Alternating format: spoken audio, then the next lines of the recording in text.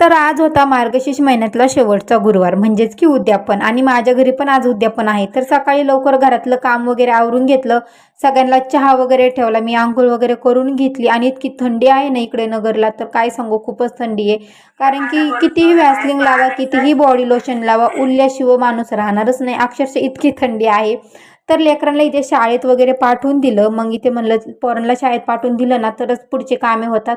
कार्तिक घरी असला ना तर मला पूजा मांडणी करायची होती आणि पूजा काही तो मांडू देणार नव्हता, त्याच्यामुळे त्याला लवकर शाळेत पाठवून दिलं.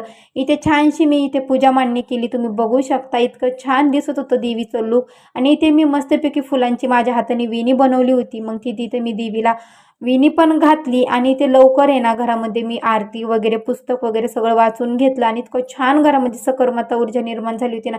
धूप आणि अगरबत्तीचा वास घरामध्ये खूप छान दरवळतो. मग मी इथे लगेच शिरा बनवायला घेतला, कारण की गुरुवारचा शिरा हा बनवायचा असतो गुरुदत्तांना आणि महालक्ष्मीला खूप प्रिय आहे, जसं की तांदळाची खीर.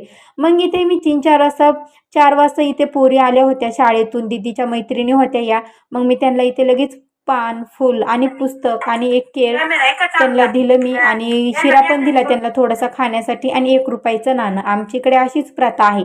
तुमच्या तिकडे कशी प्रथा आहे कमेंट करून नक्की सांगा. फायनली माझा आजचा दिवस इथेच एंड होतोय आणि हा ब्लॉग इथेच संपवते मी. भेटू नेक्स्टच्या ब्लॉगमध्ये. Bye bye.